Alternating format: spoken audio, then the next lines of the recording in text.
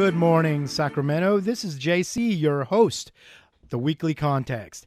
Today, we're going to change gears a little bit. We've talked a little bit about what's going on in the community as far as organizing and activities in that realm of civic duty. But today, we're going to talk about food and the importance of food to a healthy diet.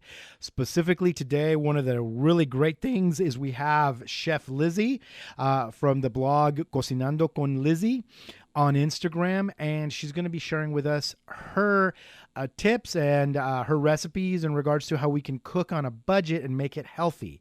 One of the key things we find ourselves today in the United States of America is that we're approaching about 40% of us being overweight and obese, according to the USDA.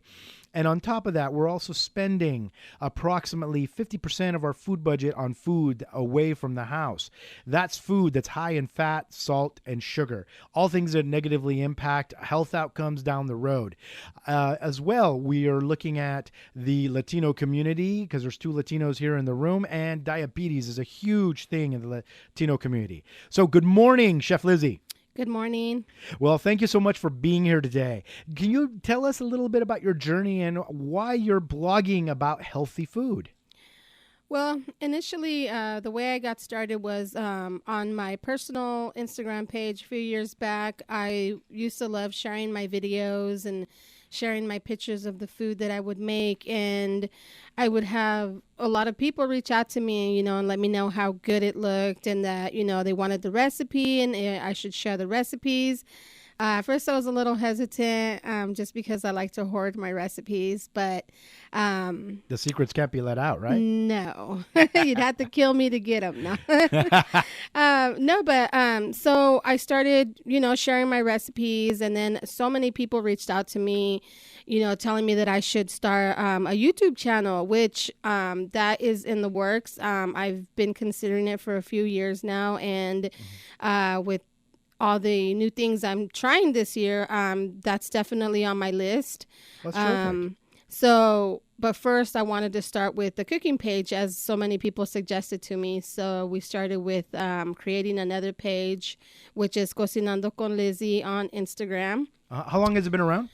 It's only been around for less than a year.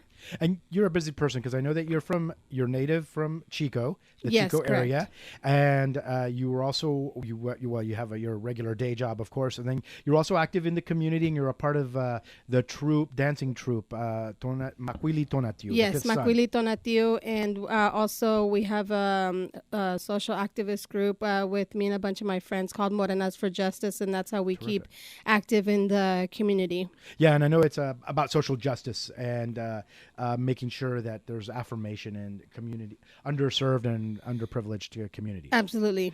Terrific. So when we look at the food that you're making, because the blog is actually very pretty. I looked at it, and some of the food looks great. And I know from my past experience and doing some other projects, it's some really good photos there on the food. Oh, thank you. So what prompted you to start? Were you always cooking healthy, or is this a sudden change that came on?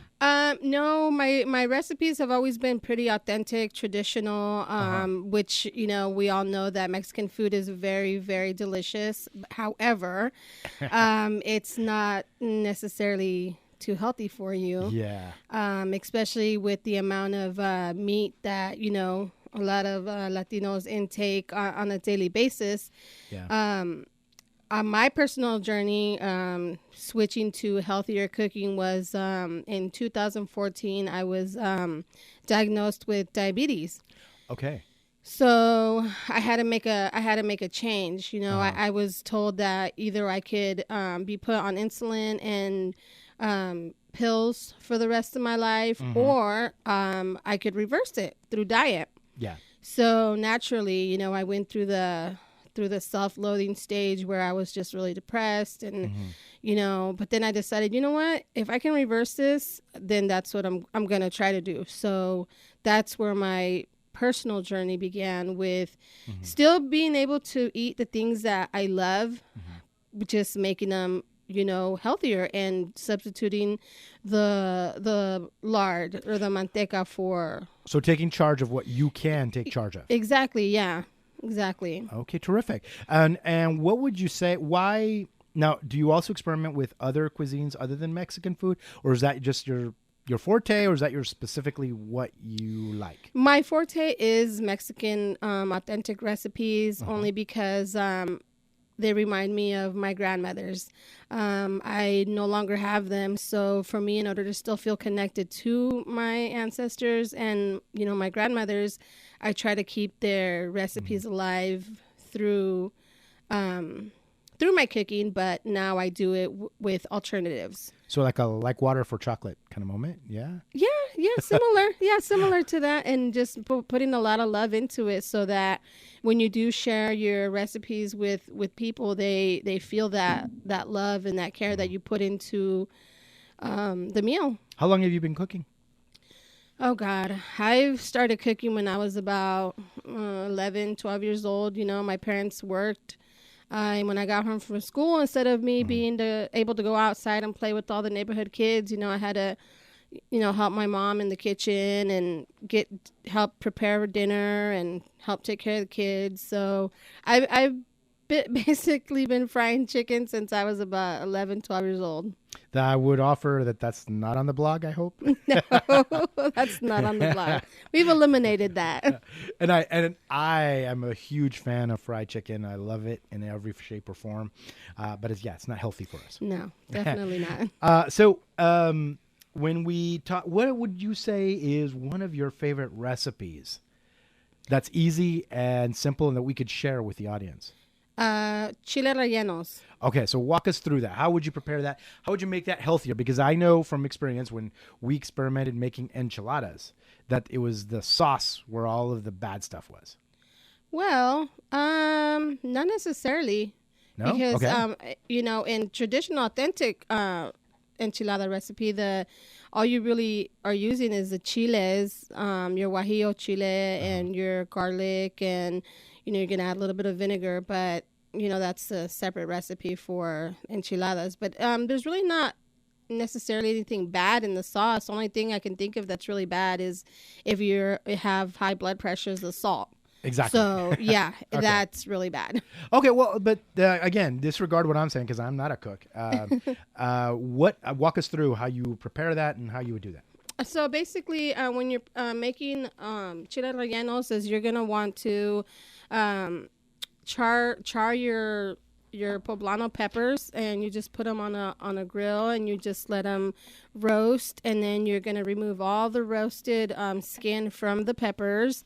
You put them in a bag so that the steam releases the peel from the pepper, and you use flour, but I've slowly gotten away from using flour to coat your peppers after they've been stuffed, and I have gone with the traditional version that I grew up my mom watching. The way she made them was with potatoes, carrots, and you could use queso fresco, but when you're trying to make it healthier, you want to eliminate that or use very little, or if you're strictly vegan, then you would want to eliminate the cheese, of course. Where would you get a queso fresco? You can get that at any local Mexican supermarket. Okay, like a Viva? Like a Viva, La Superior, places like that are here in the Sacramento area, or any supermarket that's. Have you experimented with any vegan alternative cheeses? Yeah, I've had a cashew blend of cheese sauce, and I've also used Daya cheese before. So yeah, I have tried it a few times. Well, that's terrific. How have you? So how did that vegan version turn out? Or who would be able to tell me an honest opinion about how the vegan turned out? Well, obviously, it's okay, but I'm not used to it. I'm not gonna lie, I'm not vegan, so okay. I prefer the vegetarian version and just use light amounts of cheese, like the Mexican cheeses, but instead of the normal amount you would normally use, you just decrease it. Terrific. And that's your favorite cheese or not? Queso seco, yes, that's my weakness. That's I could give up anything in the world except for cheese. Agreed. So, and I know that part of your approach to cooking and how you cook is about also kind of reclaiming the heritage of cooking, especially Mexican or Latino cooking, if you will. Yes. So what are some resources? How did you decide to make that a part of your journey as far as your culinary journey? Well, aside from, me being diagnosed with diabetes, when I started danza, when I started learning about our traditional food, and how the things that we put in our body, how they affect our health. As I became more knowledgeable in that aspect, I slowly but surely started trying to, for myself, because my boyfriend, I'm slowly weaning him into the healthier cooking, which he'll eat it because he's forced to. But is it a secret about the chorizo? No. Are we going to out you? Go ahead. So I understand that you sometimes, instead of, it's Sunday morning, had a good time the Saturday night, and we're making breakfast, and you sneak in chorizo. Yes. And he can't tell the difference, am I right? He couldn't tell the difference. For all he knew, he was having huevos con chorizo, but he was having eggs with chorizo. Terrific. No, and actually both of those products are good. I've had them myself. Yeah, you really can't tell the difference. Until he knew. And I've also made jackfruit tacos, which you could the consistency looks just like shredded pork. How do you prepare that jackfruit? You just marinate it as if you would any other type of meat. You just shred it, you cut it up, you saute it, and you could basically put any spice on it. And terrific. he thought he was having carnitas tacos, but he was having jackfruit tacos. Oh, so you tricked him on that as well. Yeah. Tricking people into eating a healthier diet. That's Lizzy. The recipes that we're talking about in these dishes, they're all there on the blog. Is that right? A few of them are, yes. The chile rellenos are.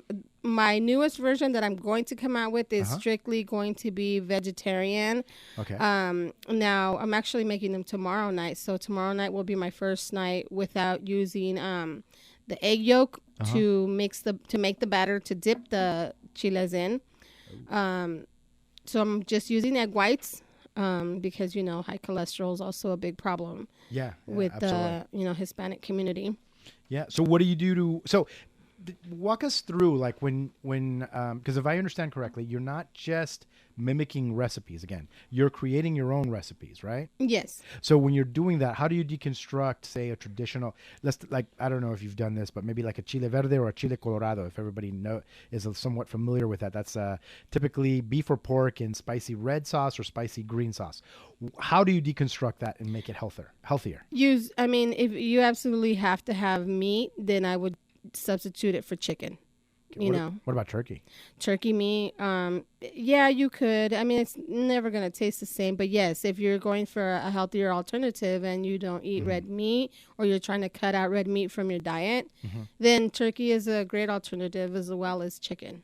And when you're deconstructing these recipes, are you also planning or plotting how to keep it all strict within a budget? Because we want to make sure we're not overspending, because it's easy to do that with the organic and all natural foods. Yes. I grew up in a household with 4 siblings and my parents. So my mom, she would make an overabundance of food, and we would have that for leftovers and whatnot. But when you're trying to eat healthier, one of the main things you want to try to do is not cook as much, so you don't have as much to eat. So that's one way to do it. The second thing is only buy the portion that you are going to eat that night, and just keep it to that. Like in my house right now, it's just me and my fiance, so I only cook enough for the both of us. Well, that's terrific. Okay, so you know what? This seems like a good break, because we're all getting hungry now, and I think people need to walk away, at least for the fridge, and check what's healthy there and eat something healthy. So we're going to go ahead and thank our station here. So you're listening to KUBU 96.5 FM, the voice of Sacramento. Besides being heard on the radio, cable, TV, or computer, our programs can be heard in an even easier way now. There's a KUBU app for your phone. Download KUBU 96.5 FM from the Apple App Store for your iPhone and iPad, or from the Google Play Store for Android and other devices. It's free. Come on, everyone. You know you want to. Once the KUBU 96.5 FM app is installed, it's just one button to listen to the KUBU from anywhere in the world. And literally, my sister listens from Eureka. So easier than ever to take KUBU with you. And thanks for listening to the voice of KUBU 96.5 FM. So let's thank our sponsor. Yeah, I get a sweet, funny feeling that won't go away. Oh, baby, when you smile that smile, you make me want to stick around for a good long while. But my chances are... Hello, my name is Alexis Arriaga, and I am with Teatro Nagual, your premier bilingual social justice theater company, and we are proud to tell you about two of our upcoming shows. The first is Burnt Tortillas, the Bishop Gallego story, which is a family-friendly production that will touch on the life of one of the most beloved Latino bishops in Sacramento. The show will be presented at the Sierra 2 Arts Performing Center, Saturday, March 14th at 1 p.m. and 5 p.m., and also March 15th at 2 p.m. Tickets are available at brownpapertickets.com. The second show is Letters from the Border, Cartas de la Frontera, making its Sacramento premiere at the world-famous Crocker Museum on May 17th. There will be an English language performance at 11 a.m. and a Spanish language performance at 2 p.m. Letters from the Wall will be free to the public. Find us on Facebook at the Teatro Nagual page, share our page with your friends, and come see our shows and support your local theater. United Latinos will host its Voter Education Forum on February 8th, 2020, from 10 a.m. to 12:30 at St. Philomene Catholic Church in Sacramento County. We're going to invite candidates running for Supervisorial District Council 3, City Council District 2 and 4, and Twin Rivers School District 7. For questions, call us at 510-559-0310 or go to our website at www.unitedlatinos.org. I'm running to you like I'm off to a flame. Feel good like $1 million. You make me want to scream, make me... Well, Sacramento, you have a lot of wonderful things going on in the area. And so we're back with Chef Lizzy, Cocinando con Lizzy on Instagram. That's her blog. You really have to check it out. It's some kind of fun stuff, and I'm actually tempted to try some of those at home myself. So, Lizzy, I know we kind of brushed on it, but I know one of the things that you talked about, again, was some of the resources that you have available for you as you go about deconstructing some of these recipes. What are those resources? Well, when I started doing Aztec dance about, I want to say 4.5 years ago, about 4 years ago, what I didn't know was that before a ceremony, which we have a few ceremonies a year, I want to say maybe like 3 ceremonies a year, we normally fast for a good 30 days before our ceremony, and which means that we cut out red meat from your diet, dairy, and alcohol. So that's also one of the things that led me down this path and this journey, was because I wanted to know why do we fast, well, not only that, but it also helps you cut down a little bit of weight so that you build up stamina, because when we're dancing for 5-6 hours at a time. So food kind of folds into your other activities, your physical activities, which kind of the whole point is to target the health outcomes, right? Yes, correct. Oh, fascinating. And what are those resources, though, so that some of our folks at home, because one of the key things we want is for folks who want to take the initiative to be able to do that?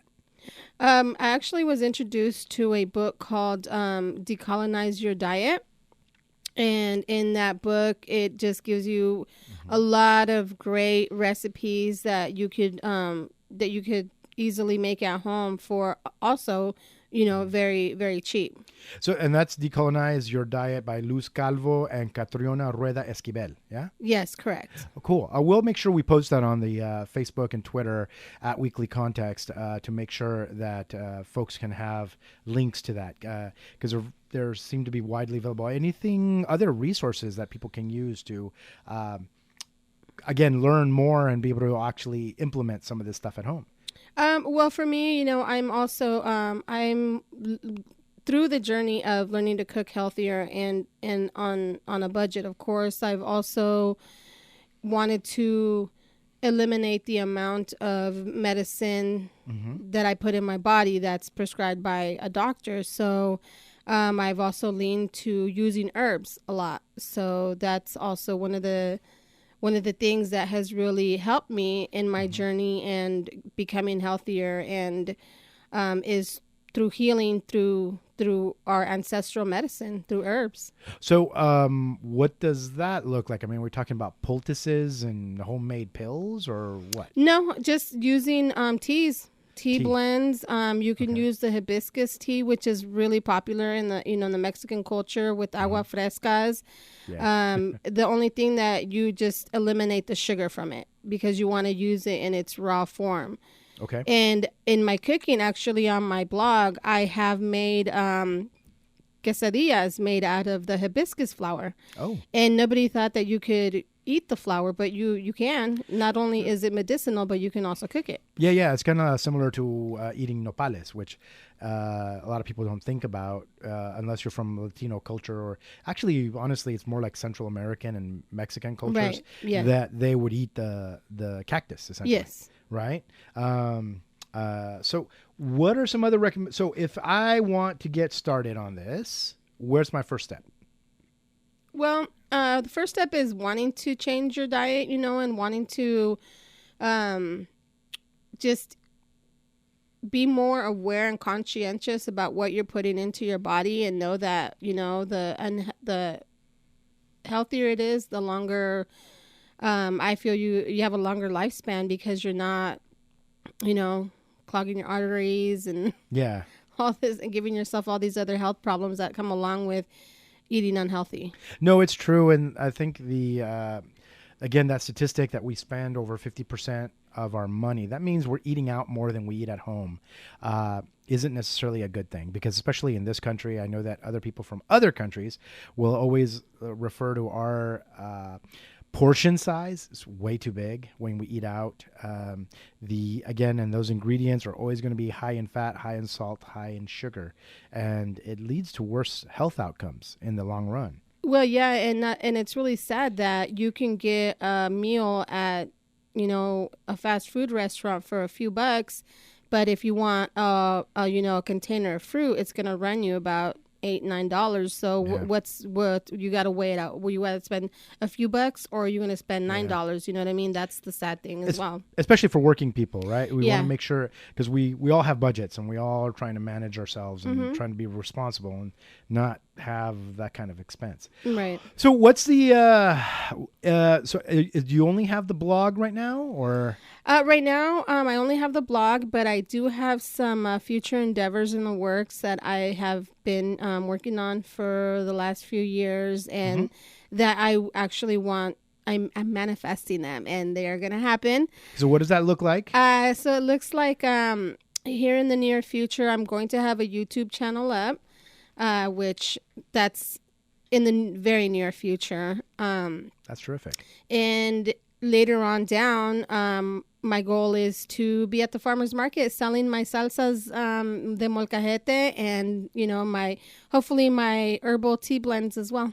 That's terrific. Well, I wish you lots of luck with the endeavor and good fortune. Thank you. So thank you. That's Cocinando con Lizzy, Chef Lizzy. Again, you have to look that up on Instagram. They just looks wonderful, and honestly, the food looks delicious, and I'm actually ready to leave the studio and go and get some food. So I want to invite you all again. We have PSA time available, and I want to make sure that you know that there are lots of good things out there. Nonprofits and community groups and community-based organizations are welcome to go ahead and request some of that public service announcement time. You can reach us at 916-572-4144. That's 916-572-4144. You can leave a voicemail, and that's the weekly context. And I'll be listening to those voicemails, so leave us a voicemail. Or if you'd rather, you can also write us at theweeklycontext at gmail.com, theweeklycontext@gmail.com. And you can also look us up at Twitter and Facebook at Weekly Context, and that'll be the easy way to find us. And of course, we're always available. If you miss the show, you can always catch us again on YouTube and SoundCloud. So again, Sacramento, I want to thank you so much for listening today, and I want to wish you a happy